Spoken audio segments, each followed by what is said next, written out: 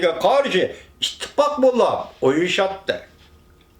Bu guruhlarda saklanıp kelevatkan muayyen bir serkerdige boysunuşta yaman körüdüğün keyfiyatı tügütüşken, bu guruhlarda saklanıp kelevatkan muayyen bir serkerdige boysunuşta yaman körüdüğün keyfiyatı tügütüşken uzak yıllarını baştan köçünüş doğru kiletti.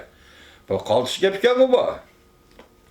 O özünün her bir uftukları arkalık erişken ulug namgı layık tekimi yüksek şan şeref kazangandılar bu kabille andın özünün onunla ten kelelmeydiğanlığını bilip onun ali hükmranlığını itiraf kılattı. Demek Çingiz Han deydi ki koç bile merti oranı igiz kütersen hem insan boysunudur. O bulması mümkün emez değil. Lekin o çağda Çingiz Han küçük bir köçmen urukның aksakalı bolup, peki atıga çıkmagan idi. Şunu o özünün çeksiz kelgisi ve büyük hükmranlığı için aktif tayyarlış başlagan. O bal Çina sazlıkının yenideki Namrat mahallede turuvatkan çağıdıla özünün hükmranlık tüzümünü yolga koyuştu ki kanunlarını tüzüp çıkkan. Bu kanunda yol başlığı boysunuş asası prensip kılıngan. Her dercilik erbiyle reay kılışkı tigişlik tertip ve tüzümle uruş olcularından bir tutaştan taksim kılınıdığallığı belgelengen. Lekin bu kanun belgelemelerinin aldığın kısmı tolumu kattı. Bekitilgen bulup, onun talebi boyucu bolganda her bir şahs öz menfaatini köp sallık kişilerinin menfaati üçün tamamen kurban kılışkı tavır keletdi. Şunu bu kanun belgelemeler destekli çağlarda eksçe önüm verdi.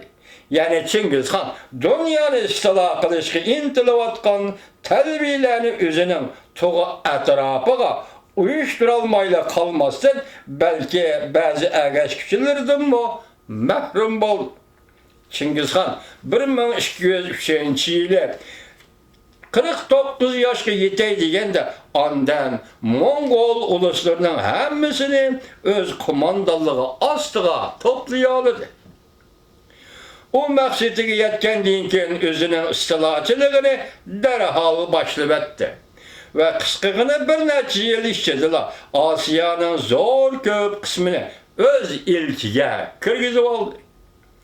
O Tatar ve Tangıtlarının arkaşı uluslarını istila kılıp bolgandan keyin ulanı özünün her bir teşkilatıga kırgızıp askeri tüzümün ihtiyarıga edip nihayet zor egeç küçe koşunga igi bulup kaldı.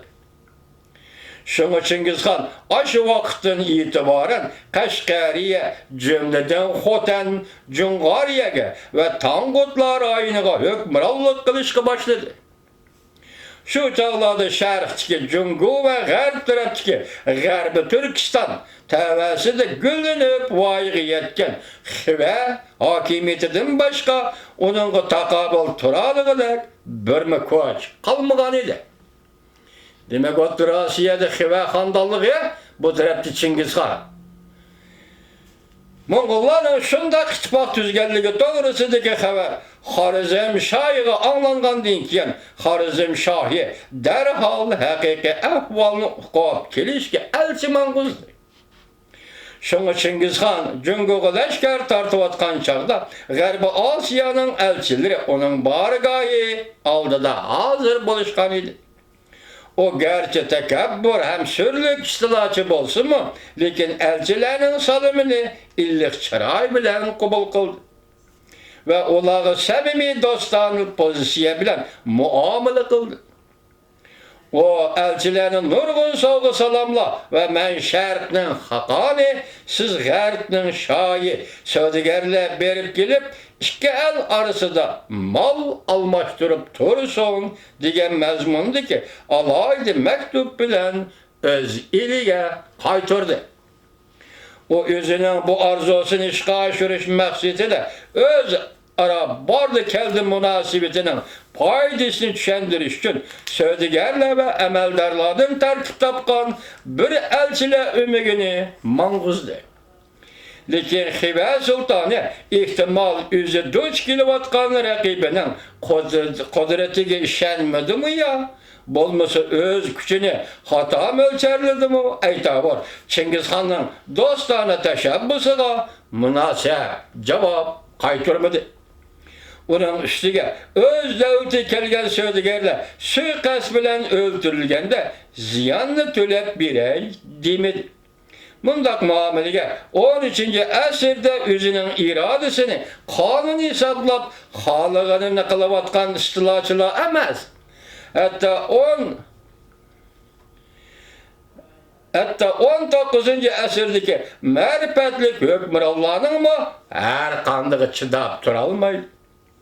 Elbette Çingiz Han'ın Cungu bilen kılgan uğraşı galbilik ayaklı şeş bilella. O bunda opasızlıkta kattık cezalaşı için derhal toluk tayyarılış girişti. Çingiz Han bir kançı 100.000 kurallık leşkerine başlap kön çıkıştan yolga çıkkan peti Allah sadılık içinde kalgan Gərbi Asiyadaki milletler üstüge hoddi akar yultuzda edilip var. Şu çağlarda yer şarının en güzel münbet rayları istilaçı koşun tarifiden halığança döpsendi kılın. Bu koşun bozgunçılıkla tehe bir kıl sanat dep hesaplap onu yok kurup ellik kötergen idi. Bu Tatar istilaçısının öz yönüdeki tosalgılarını süpürüp taşlıqalınlığının bu yankı ağırlıkta 7 yıl ötken bugün günde bu Çingiz Han'a Tatar istilaçısı depti cuma. Bu Tatar istilaçısının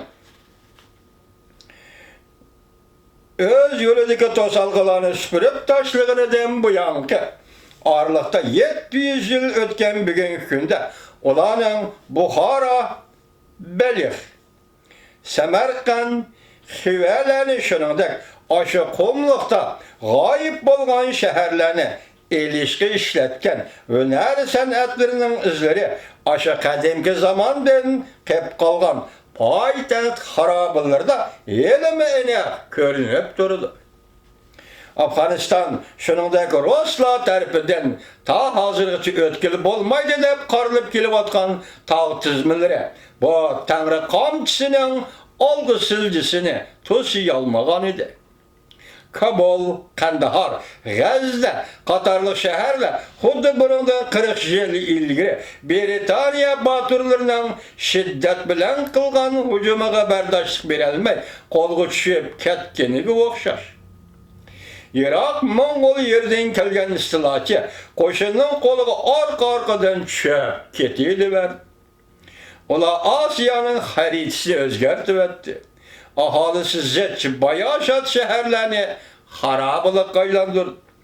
Bir mahal ma'murchilik va aminlikka to'lgan rayonlarni cho'l-bayovonga aylantirdi. Ammo Çingiz Han bunun bilan qanoat hosil qilmay o'zining terrorlik qaybisini endi Qo'sh tog'larining yiroq chet yaqinlarigacha yetkazdi. O bizden şimali çegremizdeki Svat'ta Pakistan'daki bir joyning ismi. Svat'ta qarorgoh qurib qishladi. Svat'ta qarorgoh qurib qishladi. Biz uchun rivoyat bo'lib tanilgan o'sha joylarga faqat Moğol, Makedoniya istilochilarining qadimi yetgan edi. Demak, bir ayolga Moğol, Makedoniya, uningdagi Britaniya kelgan demak. Çingiz Han Yancira deryası buydu baş bargahiden Dehli'ye elçi manguzgan. Köçürenler Dehli'ye elçi manguzgan.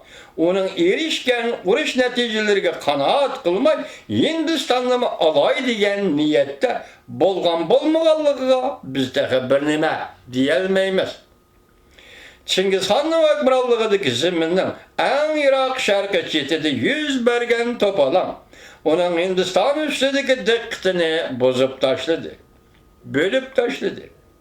Çingiz Han öz hükmürallığını ağdırış kas kılgan bu topalanı şahsi yüzü berip tüzdün tinci tişka mecbur boldu. Bugün bir şey toktayımız hürmetlik vatandaş. Yukarıda anlıqlarına İngilizlik Charles Belger yazgan Yakup Bey'nin Tercümali degan kitaptan.